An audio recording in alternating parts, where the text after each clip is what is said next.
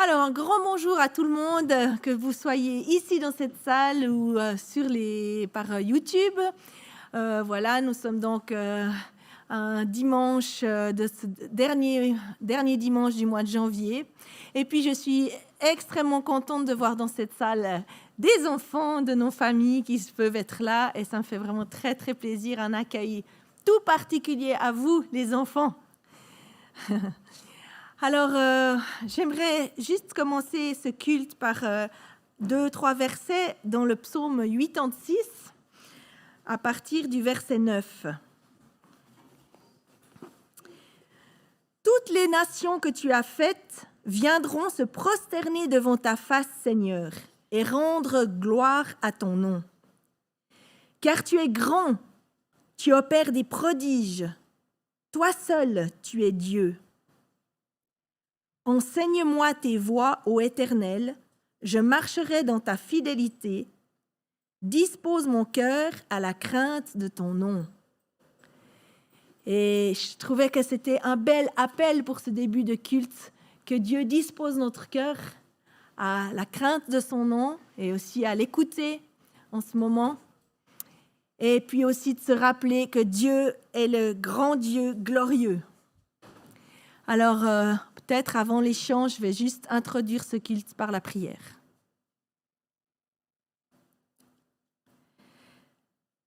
Seigneur, merci parce que, oui, tu es grand et glorieux. Un jour, toutes nations viendront se prosterner devant toi.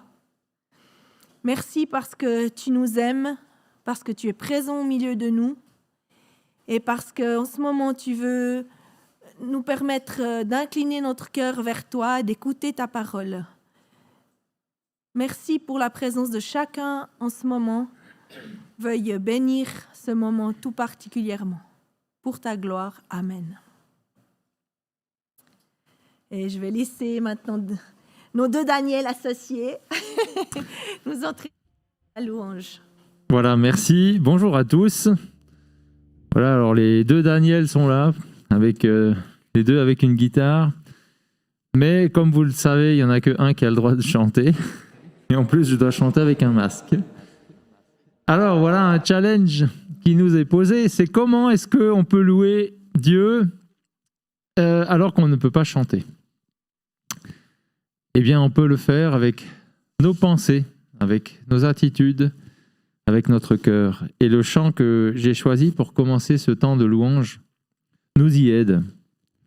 Parce qu'il dit « Seigneur, tu sais nos craintes et mes mots sont trop petits. » Trop petits ou carrément, c'est carrément pas possible de les dire, on n'a pas le droit de parler, de chanter. Mes mots sont trop petits pour dire tout l'amour que j'ai pour toi. Alors, entends mon cœur, entends mon esprit qui te loue, entends le chant d'amour de tous tes enfants rachetés. Je prendrai mes faibles mots pour te dire quel Dieu merveilleux tu es, mais je ne pourrai pas te dire combien je t'aime. Alors, entends mon cœur. Donc je vous invite à prendre ce chant avec votre cœur, et Dieu qui voit dans notre cœur saura aussi l'écouter.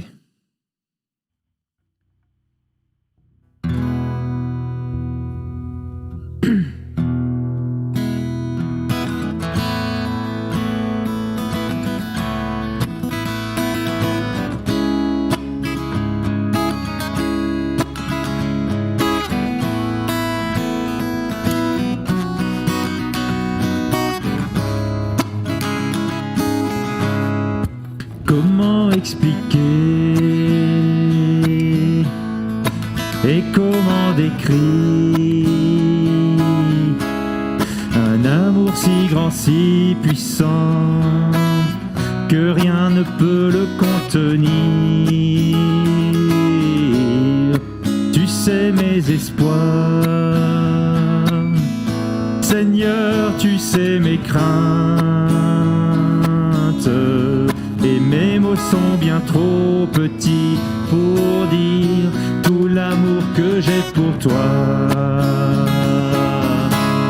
Alors entends mon cœur,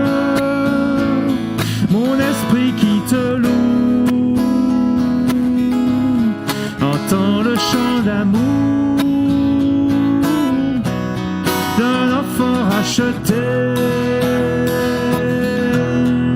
Je prendrai mes faibles mots pour te dire quel Dieu merveilleux tu es. Mais je ne pourrai pas te dire combien je t'aime, alors entends mon cœur. Si tout comme la pluie, les mots pouvaient couler, et si j'avais l'éternité, je ne pourrais pas l'exprimer.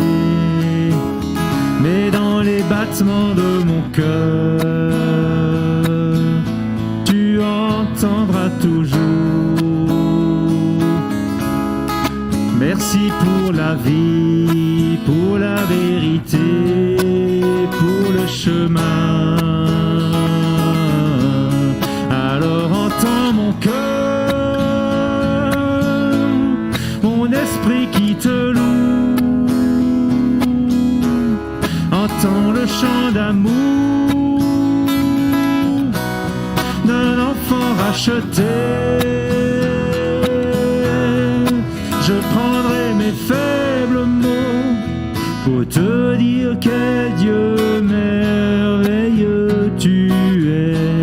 Mais je ne pourrai pas te dire combien je t'aime, alors entends mon cœur.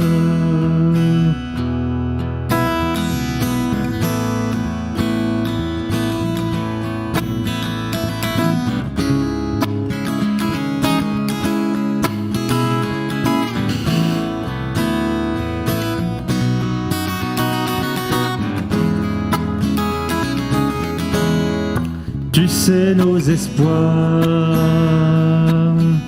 Seigneur, tu sais nos craintes, et nos mots sont bien trop petits pour dire tout l'amour que nous avons. Alors entends nos cœurs, nos esprits qui te louent. Entends le chant d'amour de tout est racheté. Nous prendrons nos faibles mots pour te dire quel Dieu merveilleux tu es. Mais nous ne pourrons pas te dire tout notre amour, alors entends nos cœurs. Alors entends nos cœurs, nos esprits qui te louent. Entends le chant d'amour de tout est racheté. Nous prendrons nos faibles mots pour te dire quel Dieu merveilleux tu es. Mais nous ne pourrons pas te dire tout notre amour, alors entends nos cœurs. Non, nous ne pourrons pas te dire tout notre amour, alors entends nos cœurs.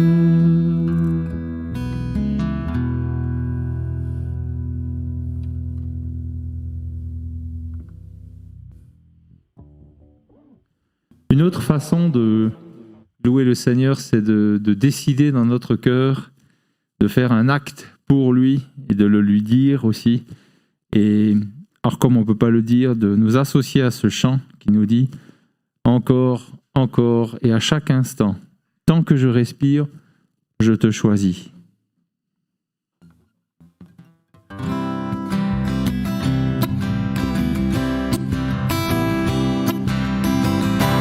Tu m'as choisi, je t'ai reçu, tu m'as aimé, je t'ai aimé, tu m'as donné, j'ai accepté ta vie.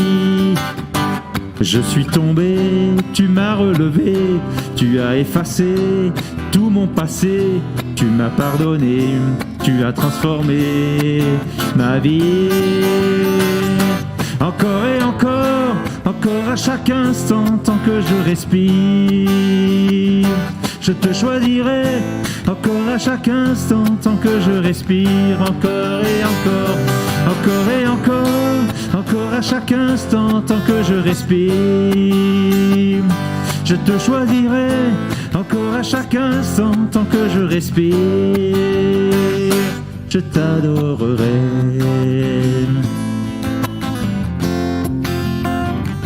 Je t'adorerai.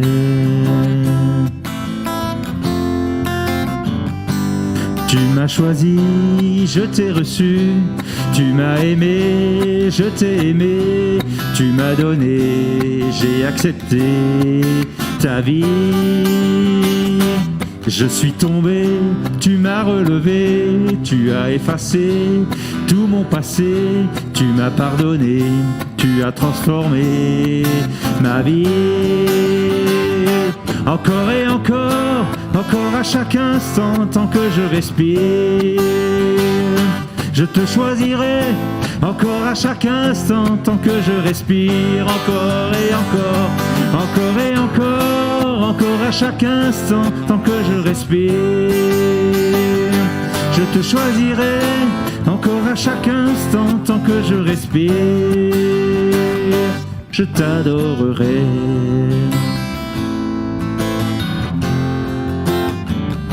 Je t'adorerai.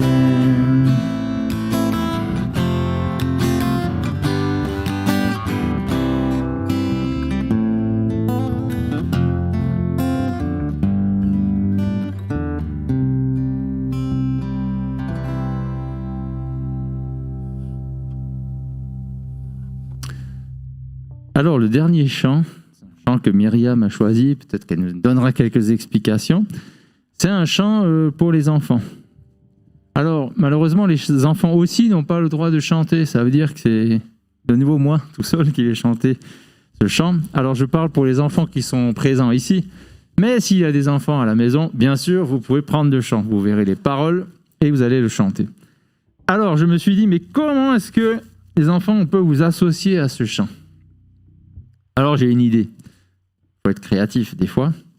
Donc, dans ce chant, il est question d'un capitaine. Et en fait, il est question de Jésus, notre capitaine. Le capitaine, vous savez, sur un bateau, c'est celui qui décide. Quand il y a des situations très graves, c'est le capitaine qui prend les décisions les plus importantes. Et vous savez, normalement, le capitaine, c'est doit être aussi d'être la dernière personne qui quitte le bateau s'il est en train de couler. D'abord, il faut sauver tout le monde.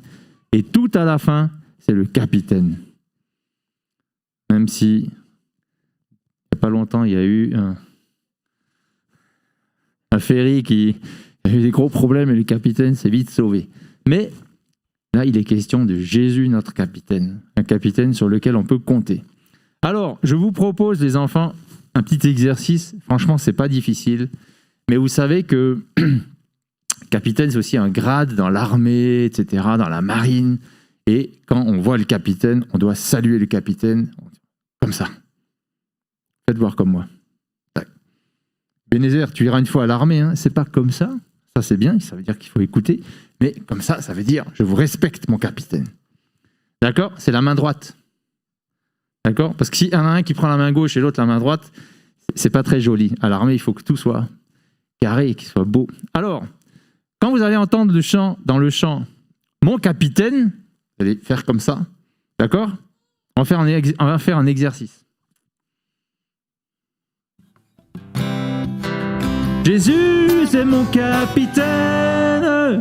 Alors, les enfants, j'ai pas vu toutes les mains se lever, mais vous allez faire comme ça. Capitaine, ok ? Alors, on va prendre le chant ensemble.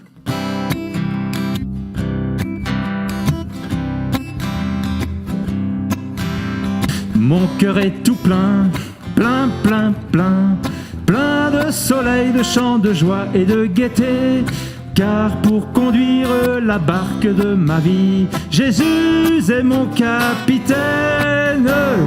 Mon cœur est tout plein, plein, plein, plein, plein de soleil, de chants, de joie et de gaieté. Bon, c'était pas mal les enfants, hein. On va le reprendre, ok? Et puis après on prendra toutes les strophes et ce sera notre dernier chant. Je prends un tout petit peu plus lentement, comme ça vous allez l'entendre. Vous entendez le mot capitaine arriver. Mon cœur est tout plein, plein, plein, plein, plein de soleil, de chants, de joie et de gaieté. Car pour conduire la barque de ma vie, Jésus est mon capitaine. Mon cœur est tout plein, plein, plein, plein, plein de soleil, de chants, de joie et de gaieté. Je ne craindrai rien, rien, rien, rien, même si l'ouragan veut se mettre à souffler. Car pour protéger la barque de ma vie, Jésus est mon capitaine. Je ne craindrai rien, rien, rien, rien, même si l'ouragan veut se mettre à souffler. Et je suis certain, bien certain, qu'un jour je pénétrerai dans le port divin pour y diriger la barque de ma vie. Jésus est mon capitaine. Oui, je suis certain, bien certain, qu'un jour je pénétrerai dans le port divin. Alors j'ai vu des filles là qui disaient pas tellement mon capitaine, hein. Alors en Suisse on fait pas l'armée, hein, mais si vous étiez en Israël vous feriez 2 ans d'armée, hein, les filles, hein.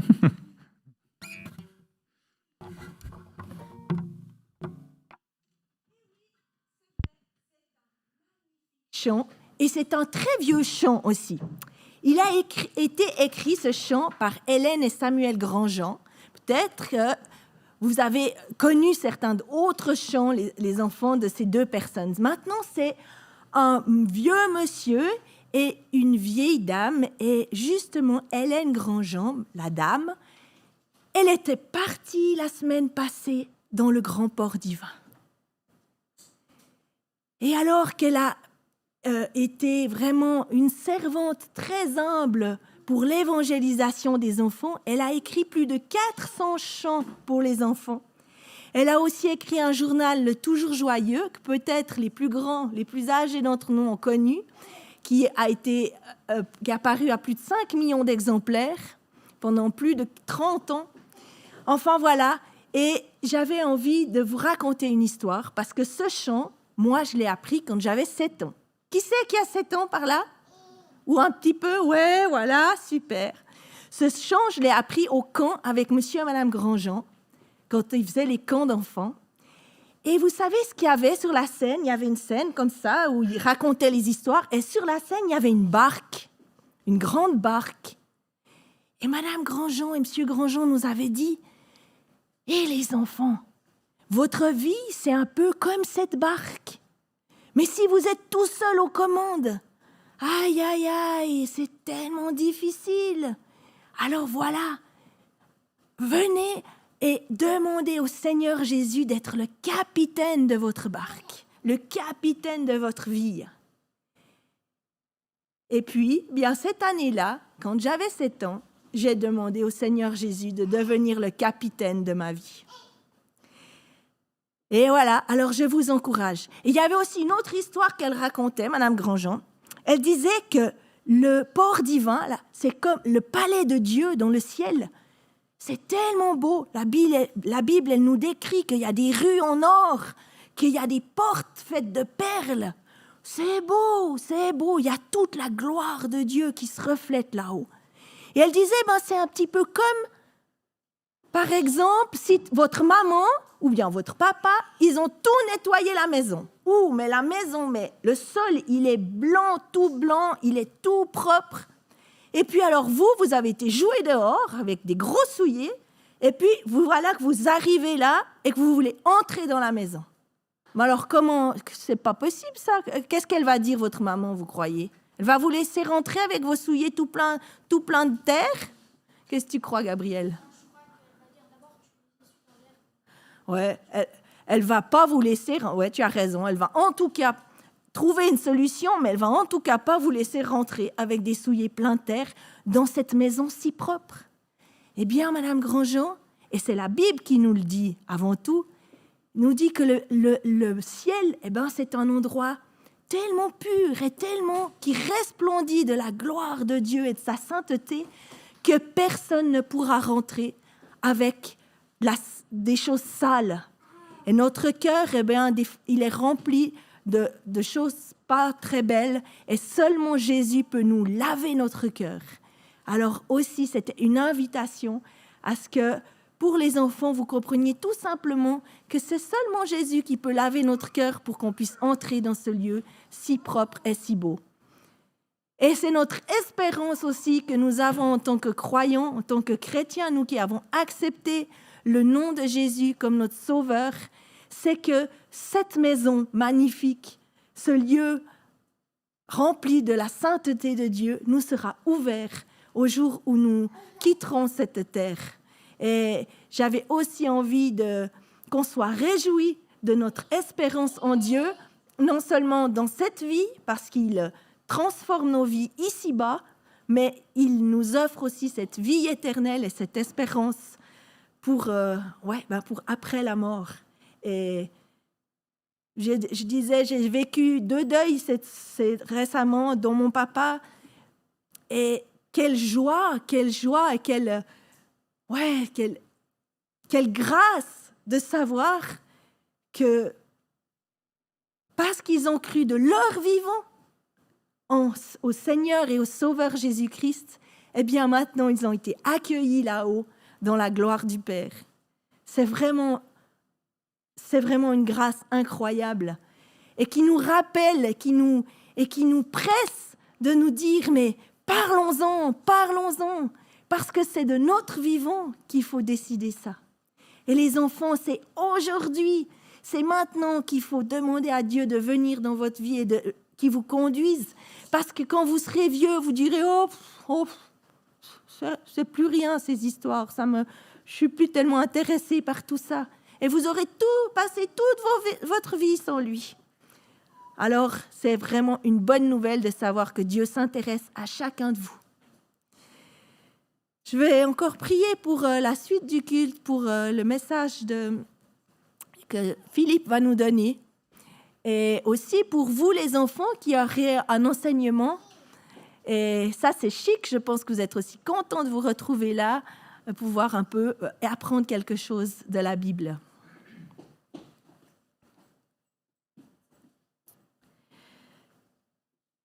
Oui, Seigneur Jésus, merci parce que tu veux être le capitaine de nos vies.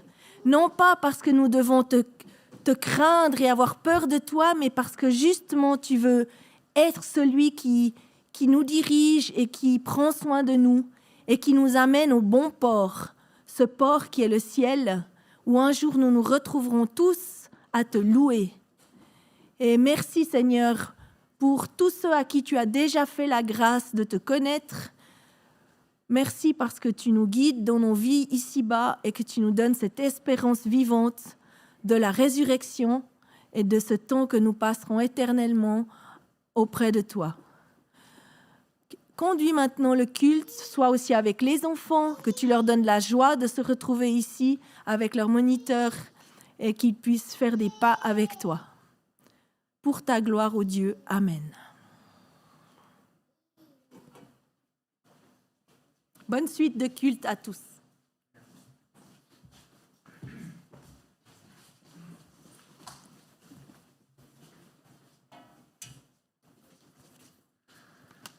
Voilà, bonjour à chacun.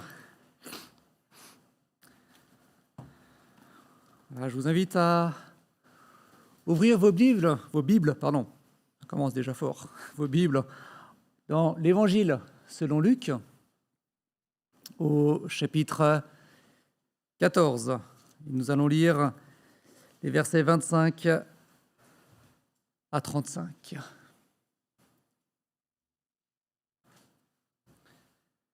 Donc Luc écrit cet évangile vers ce Théophile pour le convaincre, l'aider à comprendre que ce qu'il a entendu est vrai sur la personne de Jésus-Christ, lui permet de connaître la personne de Jésus-Christ. Et c'est dans ce cadre-là qu'il écrit ce texte qui rapporte ce qui s'est passé là.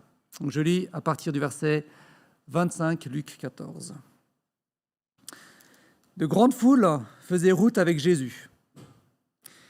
Il se retourna et leur dit, « Si quelqu'un vient à moi, et s'il ne hait pas son père, sa mère, sa femme, ses enfants, ses frères et ses sœurs, et même sa propre vie, il ne peut être mon disciple.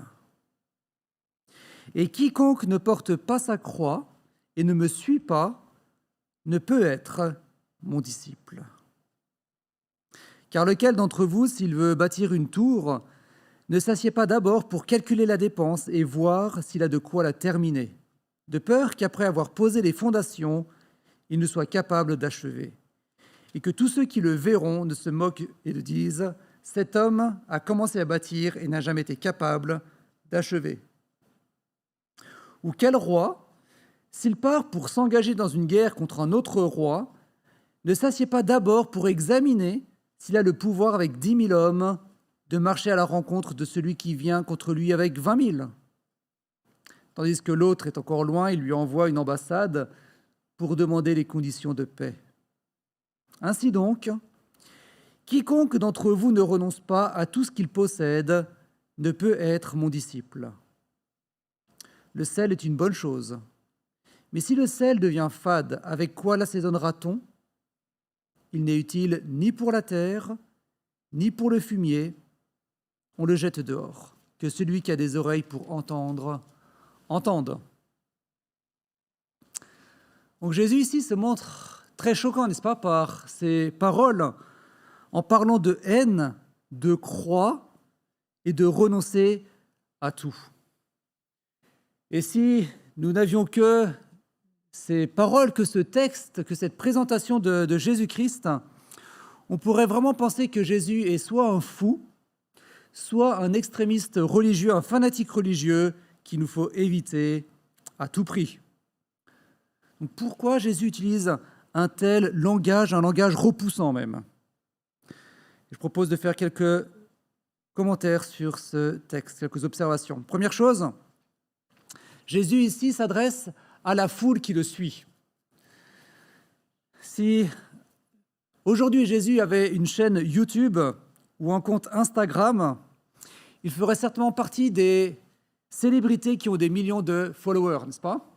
Des personnes qui sont intéressées par ce qu'il fait, on le likerait, on likerait clairement ses miracles et certains en tout cas de ses enseignements. Mais Jésus nous dit ici, quelque part, son plaisir n'est pas forcément dans cette grande foule, dans ce nombre de likes. En fait, il ne cherche pas à alimenter son nombre de followers, il ne cherche pas à exploser les records, mais il veut faire réfléchir, et pour cela ici, il se montre repoussant. Clairement repoussant, il ne veut pas avoir un grand nombre de suiveurs à n'importe quel prix. Mais il exige ici des particularités de ses disciples et il nous expose justement ces deux grandes exigences. Première exigence, haïr sa famille et haïr même sa propre vie. Et clairement, on peut se demander de quel droit, comment Jésus peut-il demander une telle chose, n'est-ce pas ? Et il faut se rappeler qu'à ce moment-là, Jésus n'est pas celui qu'on connaît aujourd'hui comme celui qui est mort, ressuscité, ce Dieu qui est venu à notre secours. Il est un simple rabbin parmi tant d'autres, un enseignement qui parcourt les rues et les chemins d'Israël pour parler au peuple juif. Donc comment peut-il demander cela ? Clairement, on peut comprendre presque qu'un homme donne sa vie pour sa femme, n'est-ce pas ?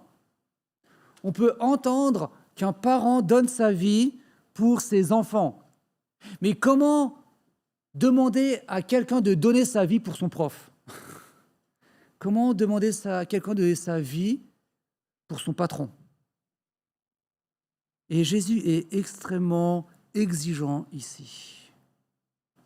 Nous trouvons cette même expression dans la bouche de Dieu au travers du prophète Malachie, qui dit ceci: « J'ai aimé Jacob et j'ai haï Ésaü. » Et Malachie parle à peu près en l'an 400 avant Jésus-Christ, donc bien longtemps après le vécu de Jacob et d'Ésaü. Et si on reprend le livre de la Genèse, qu'on regarde comment Dieu a traité Jacob et comment il a traité Ésaü, en fait, on voit qu'il a pris soin de Jacob, c'est vrai, mais il a aussi pris soin d'Ésaü. Il a donné des richesses, des terres à Ésaü. Donc comment peut-il dire « j'ai aimé Jacob et j'ai haï Ésaü » Mais c'est quand on regarde l'histoire de ce peuple découlant de Jacob et l'histoire de ce peuple découlant d'Ésaü qu'on peut voir que Dieu a été extrêmement favorable à Jacob. Non pas parce que Jacob était bon, merveilleux, obéissant, mais parce que Dieu s'était attaché à cette famille pour dire « je fais une alliance avec vous, je vais vous bénir et par vous, je vais bénir toutes les nations de la terre. » Et à cause de cela, grâce à cette alliance que Dieu avait faite, malgré tout le mal, le rejet, les rébellions de ce peuple, Dieu a conservé son amour. Dieu a conservé sa grâce et il a pardonné, il a persévéré avec fidélité envers ce peuple, ce qu'il n'a pas fait envers forcément d'autres peuples. Parce que Dieu voulait toucher au travers de la famille de Jacob. Et à cause de cela, face à cette différence de traitement, Dieu peut dire « Mon amour était tellement extravagant, énorme, non mérité pour Jacob, comme il était pour Ésaü, mais non mérité pour Jacob, et je lui ai donné des faveurs qu'il ne méritait pas. » On peut dire alors que j'ai aimé Jacob, et la différence avec Ésaü, c'était de la haine. J'ai haï Ésaü devant cette grâce et cette fidélité persévérante. Et de la même manière, Jésus nous dit ici, non pas de haïr notre femme, parce que franchement, elle est pénible, ni nos enfants, parce qu'ils sont moralement mauvais. C'est pas ça que Jésus nous dit.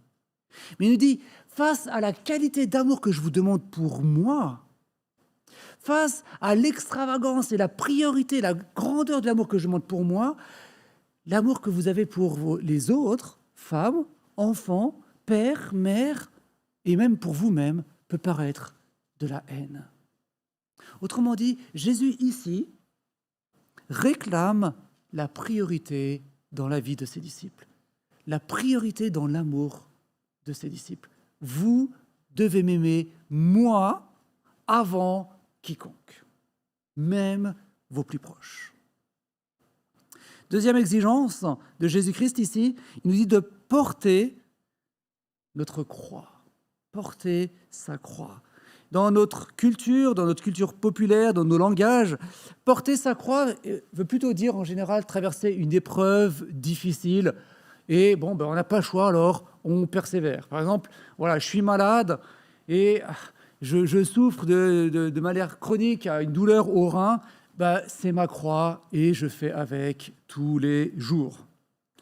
Ou alors, voilà, ma femme m'a abandonné, je vis seul avec mes enfants, j'ai du mal parfois à joindre les deux bouts en fin du mois, mais c'est comme ça, je porte ma croix.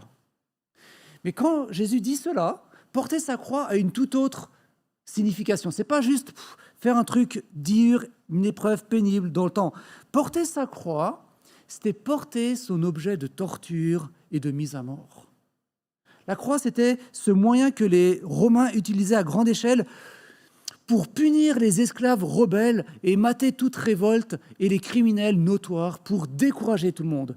Et on crucifiait sur une croix comme celle-là, nus, au mépris et à la honte, ces criminels et ces révoltés pour que les autres aient peur et ne fassent pas la même chose.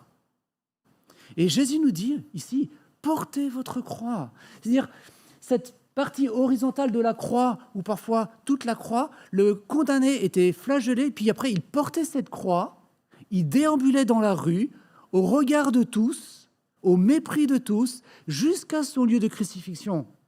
Donc autrement dit, porter sa croix, ça veut dire, les gars, je vais mourir, je ne vaux plus rien, je n'ai plus d'avenir dans ce monde, et je vais mourir. Et Jésus nous dit ici, son disciple doit porter volontairement sa croix. Volontairement dire, ma vie ne vaut plus rien dans ce monde. Je n'ai plus d'attache dans ce monde. Je ne vais plus vivre selon les priorités et les valeurs de ce monde. Parce que je meurs pour ce monde comme ce monde meurt pour moi. Donc Jésus demande ici non seulement la priorité dans les affections et l'amour de ses disciples, priorité pour lui, mais priorité dans la vie, priorité dans les valeurs, priorité dans les activités de son disciple également. Voilà le maître que Jésus veut être et les disciples que Jésus recherche. Et il résume cela au verset 33. Ainsi donc, quiconque d'entre vous ne renonce pas à tout, quiconque ne renonce pas à tout ne peut pas être mon disciple, ne peut être mon disciple. Et la question forcément qu'on doit se poser quand on lit cela, c'est pour qui Jésus se prend-il ? Pour qui il se prend celui-là ? N'est-ce pas ? Et la réponse est claire, nette et précise. Jésus se prend pour Dieu. Jésus est en train ici d'affirmer qu'il est le seul et unique Dieu, le créateur de tout homme, et qu'il ne tolère aucun rival dans la vie de ses disciples. Et cela, c'est ce qu'on voit dans l'ensemble de la Bible. On repart dans l'Ancien Testament, et c'est ce qu'on voit par exemple avec les 10 commandements. Dans ces 10 commandements, il y a les deux parties distinctes, une partie qui gère le lien avec Dieu et une autre partie qui gère le lien avec les autres hommes. Et cette première partie nous dit, voilà, pas d'autre Dieu, pas de statut, on ne se procède devant personne, on ne prend pas le nom de Dieu en vain et on respecte le jour du sabbat, le jour que Dieu a mis à part. On s'attache d'abord à Dieu. Et si on fait bien ça, alors on peut bien prendre soin de notre prochain. Honorer son père et sa mère, pas de vol, pas d'adultère. Donc la valeur de chacun est donnée si d'abord priorité au premier commandement, la relation avec Dieu. Dieu d'abord et les autres ensuite. Et Jésus est pleinement d'accord avec cela.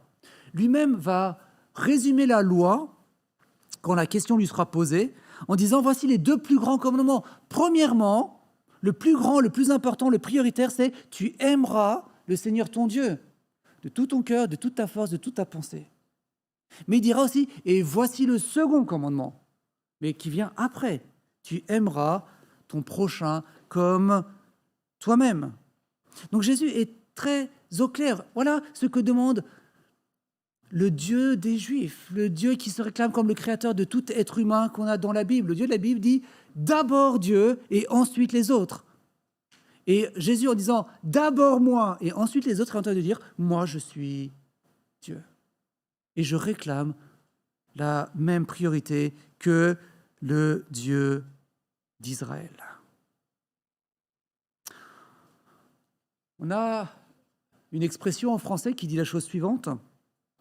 La nature a horreur du vide, n'est-ce pas ? Enlevez quelque chose de sa place, faites du vide, il y a un appel d'air et ça va être rempli, comblé.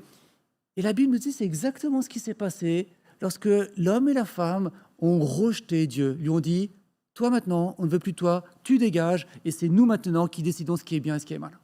Et ce n'est plus toi. » Et les nouveaux dieux, c'est nous. Appel du vide, n'est-ce pas ? La nature a horreur du vide, on a vidé Dieu, on a mis quelque chose d'autre à sa place. Et parfois, ces choses sont des êtres humains ou parfois d'autres valeurs. Exemple. Parfois, ça peut être un parent qui peut prendre la place de Dieu. Ce parent duquel on cherche constamment l'approbation. On cherche à plaire, on veut la satisfaction, on veut les encouragements, on veut les bravos. Et on s'accomplit au travers de ces encouragements du père ou de la mère. Et on est constamment en train de les rechercher. Et parfois, même en tant qu'adulte, certains sont encore en train de rechercher l'approbation du père. J'espère que mon père est fier de moi ou que ma mère est fière de moi. Et si mon père n'est pas fier de moi, ça me travaille, ça ne va pas et je vais changer. Et parfois, ça peut être même la déprime. Mais il peut y avoir aussi d'autres effets négatifs. J'ai rencontré un homme, on a pris le temps de discuter, et je le connaissais déjà depuis avant en fait, qui disait « Mon père a toujours raison. Dans ma famille, on ne reprend pas mon père. Il a raison. Et dans son cas, ça veut dire il a raison, et donc on ne dit rien, même s'il commet des adultères, même s'il trompe ma mère, même s'il blesse la famille, et même s'il nous abandonne, nous les enfants, pour son travail. Mon père a raison. Et le père est devenu une divinité, ici. Le travail peut aussi occuper la place de Dieu. Et regardez comment parfois on en parle. On dit qu'on sacrifie quelque chose à notre travail, n'est-ce pas? Pour accomplir notre travail, parfois on sacrifie notre couple. On sacrifie nos enfants, ou le temps avec nos enfants, ou même parfois on doit sacrifier notre santé. Mais on est dans le domaine du culte, de la relation à la divinité. Notre travail a pris la place de Dieu, et c'est lui qui nous donne de la valeur, c'est lui qui nous donne notre identité. Mais il arrive parfois que ce travail, qui nous a tout piqué, ne répond pas à ses exigences, ou en tout cas à nos attentes. Il exige tout, mais il ne nous donne pas la valeur qu'on attendait. Et c'est ce qui se passe, par exemple, actuellement avec la crise due au Covid. Des personnes perdent leur travail. Et pour certaines, ils disent « je ne vaux plus rien ». Et j'ai lu un article dernièrement au Japon où des personnes ont soit perdu leur travail ou leur salaire était radicalement baissé. Et parce qu'ils ne valent plus rien, ils se sont suicidés. Leur Dieu travail n'a pas répondu à leurs attentes et ils se sont suicidés. Parfois, c'est l'amour qui est le Dieu par excellence. Et c'est une bonne chose de parler de l'amour. L'amour est toujours une bonne chose. Et on ne peut rien dire si ça fait de mal à personne. Que dire? Mais des personnes sont parfois tellement en recherche d'amour qu'ils se lancent dans une relation une après l'autre, voire dans une sexualité l'une après l'autre, parce qu'on veut exister, on veut plaire, on a besoin de cette identité, de cette valeur qui nous est donnée dans la relation au travers de l'autre. Et c'est la catastrophe quand on se fait jeter. Et parfois même, pour garder la personne, on est prêt à accepter des abus, être frappé par son conjoint, voire même un conjoint qui ne dit rien quand l'autre commet des actes pédophiles sur les enfants. Et malheureusement, ça arrive. Et ici, par ses exigences, Jésus est en train de dénoncer nos mauvaises priorités. Il est en train de dénoncer tout ce qui a pris la place de Dieu dans nos vies. Des choses légitimes, des bonnes choses. Le travail, c'est une bonne chose créée par Dieu. Les richesses, c'est une bonne chose créée par Dieu. Les relations, c'est une bonne chose créée par Dieu. Il nous a créé être relationnels. Mais quand ça prend la place de Dieu, ça nous sépare de Dieu et ça nous détruit. Et Jésus est en train de demander à ses disciples de bouleverser ces choses dans nos vies, de remettre de l'ordre, de remettre de la priorité. Dieu d'abord. Laissez notre Créateur être notre Dieu. Le laisser lui dire ce qui est bon et mauvais, parce qu'il nous a créés et il sait, comme le mode d'emploi, ce qui est bon pour nous. Prenez une tablette et enfoncez un clou avec, et ça va vite bien plus fonctionner. Ça va encore exister, mais ça va plus fonctionner. Ou très mal. Et Dieu sait pourquoi il nous a créés, comment on fonctionne. Et il veut garder cette priorité, cette première place, pour nous dire comment vivre, ce qui est bon pour nous, pour qu'on ne soit pas détruit, blessé et abîmé. Et Jésus nous dit, voilà mes exigences, voilà ce que j'attends de vous. Est-ce que vous êtes prêts? Je ne vous force pas, mais voilà ce que j'attends. Donc réfléchissez bien. Prenez le temps de considérer si vous êtes prêts à vous engager à cela, plutôt que de simplement faire des belles paroles et des belles promesses en l'air. Et c'est pour ça que Jésus donne ces deux illustrations. Construire une tour ou aller à la guerre. On prend le temps de mesurer, de réfléchir. Est-ce que j'ai les moyens d'y arriver? Est-ce que j'ai les moyens d'aller jusqu'au bout? Est-ce que j'ai la volonté et je m'offre les moyens d'aller jusqu'au bout? Sommes-nous prêts? Sommes-nous d'accord avec ces exigences de Jésus-Christ avant de nous engager à être son disciple? Et Jésus nous donne une raison pour cela, encore, versets 34 et 35, en utilisant l'image du sel. Jésus veut que nous soyons du sel qui sale, du sel qui donne du goût. Et effectivement, aujourd'hui, ça nous paraît normal, simple. Dans nos cuisines, on a du sel pur, 100% pur. Dans notre bocal, dans notre salière, il n'y a que du sel. Mais ce n'était pas forcément le cas à l'époque. On n'avait pas autant de techniques, même s'ils étaient bien avancés, pour avoir du sel pur. Et donc, à ce sel, il y avait encore du sable ou des impuretés. Et dans un milieu humide, le sel fondait et était emporté par l'eau. Mais ce qui restait, c'était le sable et les impuretés. Autrement dit, on pensait prendre du sel, on mettait du sel, mais ça n'avait pas d'effet, ça ne servait à rien. Et Jésus dit, je ne veux pas de ce genre de disciples. Si vous n'êtes pas prêt à en payer le prix, à remplir mes exigences, vous ne me servirez à rien, je ne veux pas. Et Jésus nous parle de cela alors que juste avant, il y a eu cette rencontre avec les pharisiens. Les pharisiens qui étaient les religieux par excellence de l'époque. Et Jésus est en train de dire, moi je ne veux pas des disciples comme cela. Je ne veux pas des religieux qui savent ce qu'il faut faire mais qui ne le font pas. Je ne veux pas de religieux qui connaissent et qui sont prêts à répondre aux questions, aux quiz bibliques, mais qui ne le vivent pas.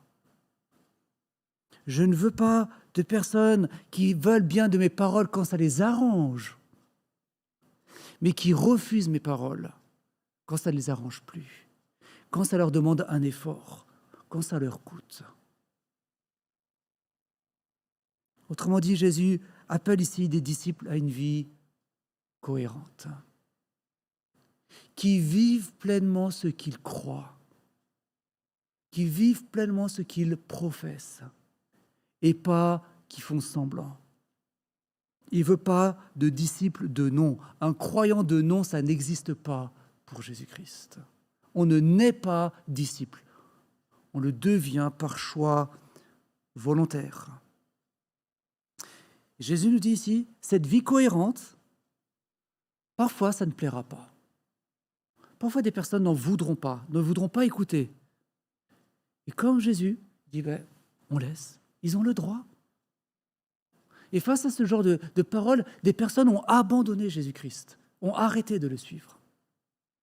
Et ça va être la même chose avec une vie cohérente. Mais parfois, ça va attirer. Parfois, les personnes vont dire, c'est ça que moi j'ai envie de vivre. Et c'est ça que Jésus nous appelle à présenter. Il veut des disciples qui remplissent cette mission d'être ses témoins dans ce monde. Témoins de son pardon, témoins de son amour, témoins d'une vie transformée. Pas seulement des personnes qui parlent, mais des personnes qui le vivent dans leur quotidien, en chair et en os, une vie transformée et heureuse.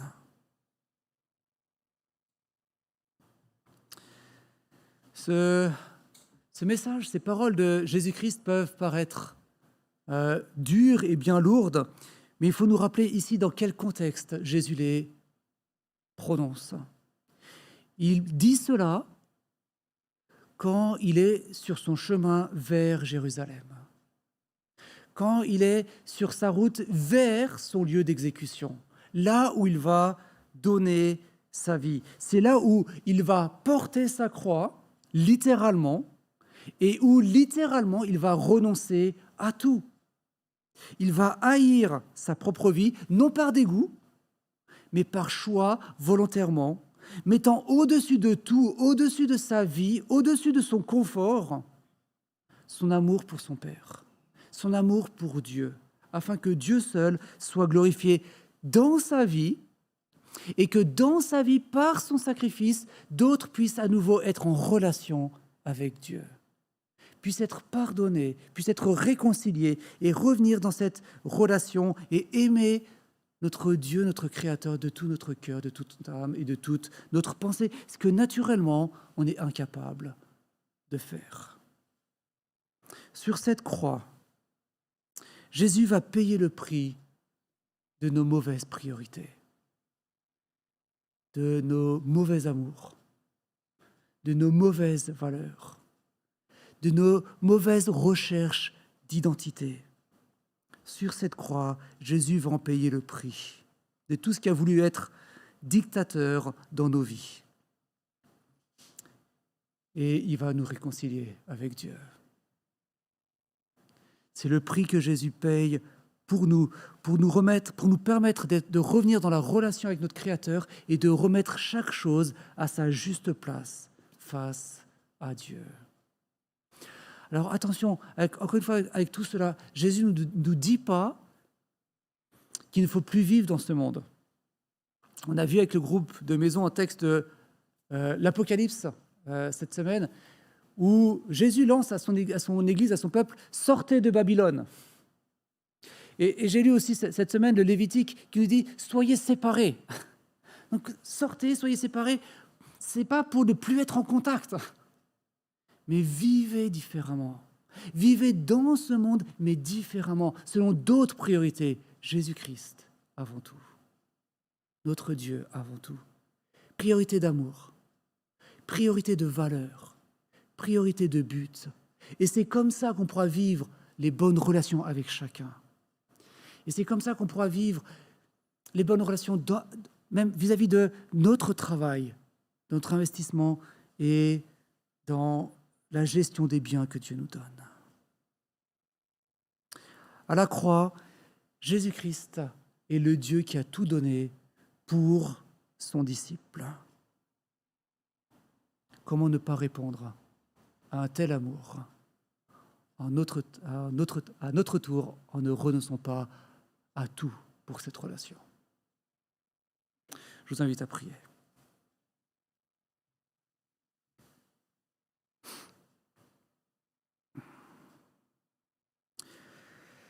Et Seigneur, on veut te remercier encore une fois pour ta parole par laquelle on peut te connaître,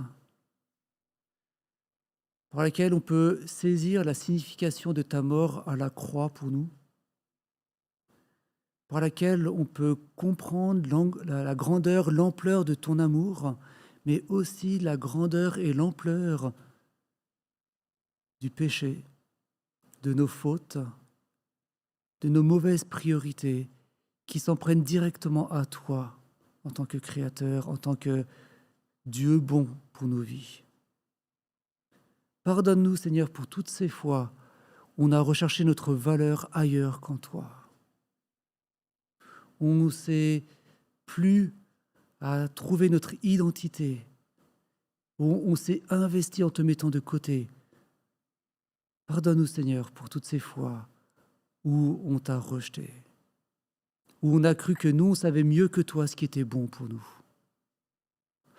Apprends-nous, Seigneur, à vivre chaque instant en te mettant à nouveau en priorité, en nous rappelant que notre vie, c'est de te connaître. Notre vie n'est pas faite simplement de ces 24 heures avec ce que l'on gagne, avec ce que l'on vit, mais notre vie peut être éternelle dans la relation avec toi.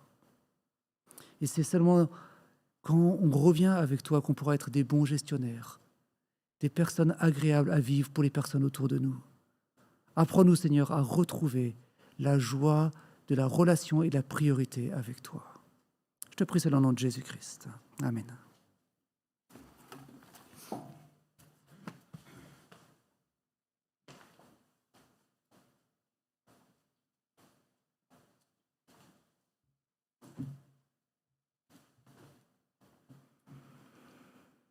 Oui, notre vraie valeur est dans le prix payé par Jésus-Christ à la croix pour nous. Je suis tombée sur ce texte de Jean 10 au verset 10, où Jésus dit cela: « Le voleur ne vient que pour dérober, égorger et détruire. Moi, je suis venu afin que les brebis aient la vie et qu'elles l'aient en abondance. Je suis le bon berger. » Oui, Dieu nous demande, c'est vrai, de choisir pour lui, de peut-être renoncer à certaines choses, mais il nous donne la vie en abondance. Donc on reçoit tellement plus que ce que peut-être nous avons renoncé à faire ou à dire. Et j'aimerais qu'on soit encouragés aussi. On a chanté ce chant, j'ai repensé à ces paroles au début du culte. Tu m'as choisi, je t'ai reçu. Tu m'as aimé, je t'ai aimé. Je choisirai encore et encore. Et bien que ce soit notre leitmotiv, notre encouragement pour cette semaine. Oui, Seigneur Jésus, je veux te choisir encore et encore, même si ça m'en coûte parfois. Encore et encore, je veux te faire confiance. Encore et encore, je veux te suivre parce que je sais que c'est toi qui m'as choisi et que tu es mon capitaine. Alors, je veux vraiment vous encourager et peut-être cette petite mélodie, elle peut nous suivre cette semaine. Hein? Encore et encore, encore et encore. Et voilà. Alors, un tout bon dimanche à chacun de vous. Soyez bénis et encouragés dans toutes vos activités cette semaine. À bientôt.